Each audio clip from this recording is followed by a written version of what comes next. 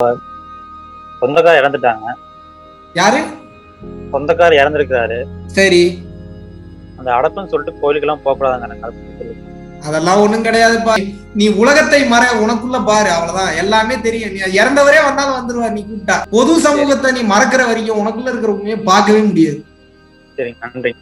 அப்ப நீ உடனே ஒரு கேள்வி இரு, நான் முடிச்சுக்கிறேன். நீ என்ன இல்லைன்னா என்னைய முட்டா பையன் நினைச்சிருப்போம். உனக்கு நான் கிளியரா விளக்கம் கொடுத்துறேன். அப்புறம் அவங்க அடப்புன்னு ஒண்ணு வச்சிருக்காங்க, நட்சத்திரம்னு ஒண்ணு வச்சிருக்காங்க. இதெல்லாம் எதுக்கு? இதெல்லாம் சும்மா லூசுத்தனமா? அப்படிலாம் கிடையாது. சாஸ்திரம் என்பது உண்டு.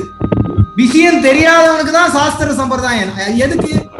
டக்குன்னு ஒரு உயிர் ஒண்ணு போயிருச்சுன்னா அவன் மைண்டு படபடப்பா இருக்கும், ஏறும் இறங்கும். அப்ப அந்த நேரத்துல வண்டி வாகனத்துல போனான்னா ஆக்சிடென்ட் ஆயிரும், அவன் உயிரும் போயிடும். அதனாலதான் அடப்புன்னு சொல்லி உட்கார வச்சுட்டா அவன் அந்த துக்கத்துல இருந்து கொஞ்சம் கம்மியாயிருவான்.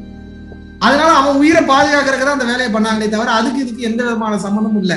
எல்லாமே எதுக்காக? நான் சாஸ்திர சம்பிரதாயம் இந்த மனசை ஒடுக்கிறதுக்கு தான். மனசை வேக வேகமா ஏறிட்டு இருக்கிறத, படபடப்பா இருக்கிற மனசோட வேகத்தை குறைக்கிறதுக்கு தான். மற்றபடி வேற ஒண்ணுமே கிடையாது. இதுதான் மேட்டர். நான் என்ன சொல்றேன், பூரா நாளும் கொலை பண்ணிட்டு கொள்ளையடிச்சிட்டு எல்லாத்தையும் கேவலமான தொழிலெல்லாம் பண்ணிட்டு அட்டூழியம் பண்ணிட்டு நான் செத்ததுக்கு அப்புறம் எனக்கு திதி கொடுத்தா என் பாவம்லாம் கழிஞ்சிருமா? நான் இதான் கேள்வி கேட்கிறேன். ஒரே கேள்வி.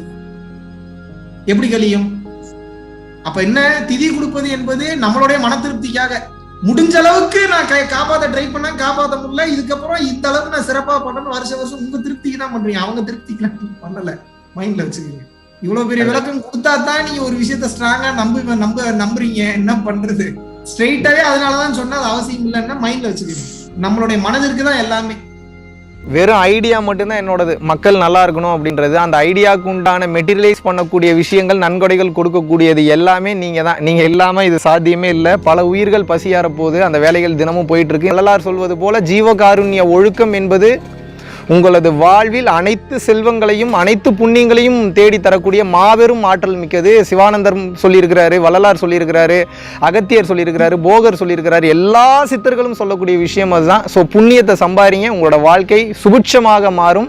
₹1 இருந்தாலும் அது நிச்சயமாக அதற்குண்டான புண்ணிய பலன் உங்களை வந்தே தீரும், உங்களை வந்து நிச்சயமாக அடையும் என்பதை சொல்லிக்கொண்டு வீடியோக்கு கீழே டெஸ்கிரிப்ஷனில் எந்த அக்கௌண்ட்டுக்கு பணம் அனுப்பணும், நன்கொடை அளிக்கணும் அப்படின்றத மென்ஷன் பண்ணியிருக்கோம்.